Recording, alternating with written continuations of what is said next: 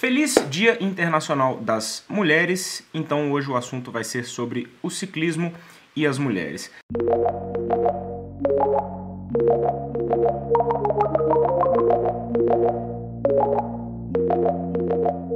Bom, então a ideia de hoje é a seguinte: eu estava pesquisando sobre assuntos que eu pudesse tratar aqui no Dia Internacional das Mulheres. Então eu resolvi fazer uma pesquisa sobre um assunto que eu nunca falei aqui, que seria a história das mulheres no esporte e um pouco da história das mulheres no ciclismo. A história das mulheres no esporte, eu achei bastante coisa, inclusive eu vou colocar aqui para vocês. Só que aí, no meio da minha pesquisa sobre a história das mulheres no ciclismo esportivo, eu achei uma outra vertente dessa história das mulheres no ciclismo que eu achei um pouco mais interessante do que a parte das mulheres no esporte ciclismo, e sim no uso da bike de um modo geral. Então primeiro vamos para a parte da história das mulheres no esporte e aí depois a gente vai para essa segunda parte. Então vamos para a primeira participação registrada de mulheres no esporte. Ela aconteceu em 175 a.C., nos Jogos Ereanos, que eram os jogos da antiga Grécia, que eram em homenagem à deusa Hera. Esses jogos aconteciam e eles tinham uma participação exclusiva de mulheres. E esse é o único registro da participação feminina em esportes dos Jogos Olímpicos antigos, digamos assim. Depois nós tivemos mais um registro de participação de mulheres no esporte na dinastia Ming, na China, no século XV, quando algumas mulheres praticavam o esporte profissionalmente chamado Cujo. O Cujo nada mais é do que uma versão pré-histórica, digamos assim, do futebol. Era um jogo no qual você não podia usar as mãos, você tinha que usar os pés e você tinha que jogar a bola num espaço lá que tinha uma rede. Então, basicamente, é um ancestral aí do futebol moderno. Logicamente que devem existir regras diferentes, não fiz uma pesquisa específica sobre o esporte Cujo, mas era um esporte praticado profissionalmente pelas mulheres chinesas. Depois da Revolução Francesa, em 1789, a educação física passou a ser uma atividade curricular tanto de meninos quanto de meninas. Então você começou a ter um desenvolvimento das mulheres no esporte de uma forma um pouco mais estruturada, com pelo menos a inserção do esporte na vida das meninas. Não existia ainda o esporte profissional, mas pelo menos as mulheres estavam praticando o esporte. Isso não durou muito porque na França, depois que o Napoleão ganhou a guerra, 20 anos depois, a educação física ela se transformou em preparação militar. E isso era exclusivo para os homens. E aí a educação física parou de ser uma atividade que englobava as mulheres ou meninas, no caso, né? Só que na Alemanha, em 1793, a educação física já era uma atividade que englobava as meninas e ela continuou sendo assim, ela não foi interrompida por alguma guerra ou conflito ou coisa do tipo. E inclusive existiam testes de performance para as mulheres. E isso fez com que o esporte feminino na Alemanha fosse um dos melhores do mundo, se não o melhor. Então, no final do século XIX, nos anos de 1890 e finalzinho ali, as mulheres praticavam o esporte em sua imensa maioria como uma forma recreativa ou para manter saúde ou beleza corporal. Não existia o esporte profissional entre as mulheres nessa época. Tirando lá na dinastia Ming, mas aquilo foi no século XV e deixou de existir depois. Os primeiros Jogos Olímpicos que aconteceram, que foi em 1896, que foi da Era Moderna, né, os primeiros Jogos Olímpicos da Era Moderna, as mulheres não podiam participar, né? Como eu falei, o esporte feminino ele era muito mais voltado para uma questão de lazer e saúde, né? A primeira participação feminina aconteceu nos próximos Jogos Olímpicos, que foi em Paris nos anos de 1900. 22 mulheres competiram em modalidades como tênis, vela, cricket, equitação e golfe. Mas o Comitê Olímpico Internacional ele não achava muito interessante a participação das mulheres, que eles alegavam que você tinha menos força, menos resistência, então você tinha que ter modalidades esportivas alteradas para que as mulheres participassem, e eles não estimulavam muito a participação de mulheres. Isso fez com que aparecesse um evento paralelo às Olimpíadas, que se chamava Jogos Mundiais das Mulheres. Esses jogos foram um relativo sucesso, eles atraíram 20 países, no quais só, até pelo nome, mulheres podiam participar, e eles tiveram edições nos anos de 1922, 1926, 1930 e 1934. Com o sucesso desse evento, isso chamou a atenção do Comitê Olímpico Internacional, e o Comitê Olímpico Internacional voltou a estimular a participação de mulheres nas Olimpíadas tradicionais. Ou seja, bom, estou perdendo o mercado ali, então volta para cá que a gente deixa vocês aqui mesmo. E cada vez mais os eventos femininos têm se desenvolvido, tem tido essa luta aí para você ter premiações parecidas ou iguais entre eventos masculinos e femininos. Enfim, vem evoluindo essa questão aí nos últimos anos.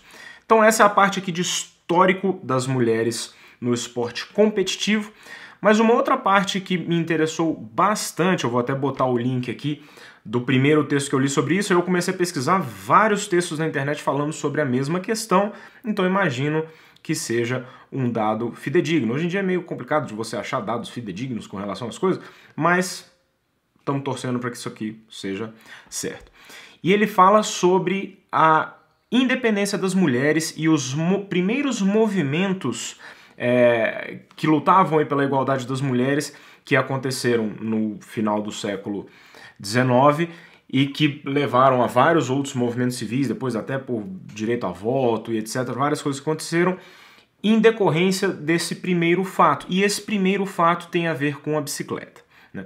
Nos anos de 1870, apareceram as safety bikes. Inclusive eu já falei sobre isso aqui num histórico que eu fiz sobre os câmbios de bicicleta.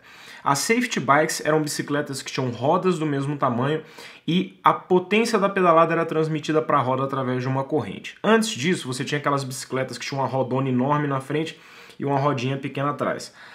Essa bicicleta, ela tinha o pedal, ficava no eixo da roda da frente, então você não tinha relação de marcha. Para você aumentar a velocidade da bicicleta, você tinha que aumentar o tamanho da roda. Então ficava aquela roda gigante, era uma bicicleta perigosa, e isso não estimulava muito o uso das bicicletas por parte das mulheres. Daí vieram as safety bikes e as bicicletas começaram a se disseminar no mundo. Safety bikes, mais uma vez, bicicletas com rodas do mesmo tamanho. Tanto entre homens e mulheres, as bicicletas começaram a se disseminar. E nos anos de 1890 foi quando você teve o boom disso, principalmente nos Estados Unidos. Você tinha cerca de 3 mil lojistas nos Estados Unidos vendendo bicicletas. E a bicicleta começou a se disseminar e as mulheres passaram a pedalar com bastante frequência. Com essa questão das mulheres começarem a pedalar, você começou a ter uma independência de transporte para as mulheres dos homens. Então assim, a mulher não precisava mais, sei lá, de uma carruagem do homem ou que um homem levasse ela em algum lugar e tal. Ela simplesmente pegava a bicicleta dela ali, que é um sistema de transporte individual, e pedalava para onde ela queria. E isso começou a gerar uma revolução entre as mulheres, que elas ganharam essa independência. E uma questão que foi bem interessante foi com relação ao vestuário, porque as mulheres nessa época usavam aqueles corpete, aqueles negócios que apertava assim, eu não sei o nome direito, e aquelas saias enormes e tudo, e nenhuma dessas roupas era muito interessante para que elas pedalassem, elas atrapalhavam o movimento da mulher enquanto ela estava pedalando. E elas começaram então a ter uma demanda por roupas mais confortáveis para a prática do ciclismo ou simplesmente da locomoção entre um lugar e outro. Ou seja, a primeira demanda por uma revolução na forma com que as mulheres deveriam se vestir, etc., de acordo com esses textos aqui, foi gerada pela necessidade das mulheres de pedalarem e gostarem de ir para cima e para baixo com a bicicleta. Começaram a aparecer algumas lideranças femininas, como a Elizabeth Cady Stanton e a Susan B. Anthony. Inclusive, a Susan B. Anthony teve uma entrevista dela em 1895, onde ela perguntou para um repórter: por que uma mulher não pode vestir um terno como um homem? Então vocês verem que começou realmente a ter esse tipo de questionamento nessa época. A Annie Kopchovsky, que era uma mulher da época também, ela começou a usar calças, o que na época era um verdadeiro escândalo. Era de Nova York e isso causou inclusive um grande alvoroço assim entre as mulheres, que achavam, cara, que absurdo, a mulher tá usando calça. Isso logicamente gerou uma resistência da sociedade, né, e fez com que existisse uma primeira mudança nos conceitos de feminilidade, né? Então, a mulher não precisa necessariamente usar aquele chapeuzinho, aquela saiona gorda, cintura fina, coisa aqui para ser feminina.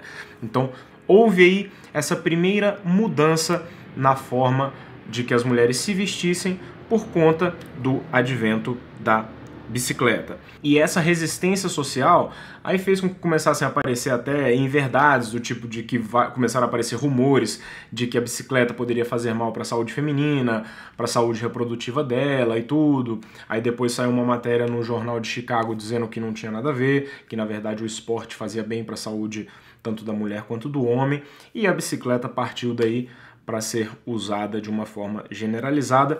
E o movimento feminino aí do final do século XIX começou a crescer. Depois você teve as guerras, até aquela... muita gente não sabe, mas aquela cena daquela mulher com um pano na cabeça, com "We can do it" e tal. Na verdade, aquilo aconteceu durante a guerra, quando os homens foram para as batalhas e as mulheres tinham que assumir os postos dos homens nas fábricas, e aí elas começaram a falar assim: não, nós damos conta, nossos maridos estão lá lutando, morrendo na guerra, e a gente vai conseguir segurar a onda aqui atrás, enfim. E aí você teve vários movimentos de direitos civis das mulheres, enfim, de várias coisas durante o século aí. Mas então eu queria trazer esse aspecto específico da história aqui, que foi bem interessante, do participação da bicicleta nessa mudança social com relação às mulheres aí nos últimos 2 séculos. Bem interessante, nós gostamos tanto de bicicleta e tá aí mais um motivo para que a gente goste mais ainda, beleza? Gostaria de deixar aqui meus parabéns, parabéns mulheres, parabéns pelo seu dia, que vocês continuem conquistando cada vez mais o lugar de vocês aí na sociedade. Beleza? Espero que vocês tenham gostado, like no vídeo, se inscreve no canal e até amanhã. Falou!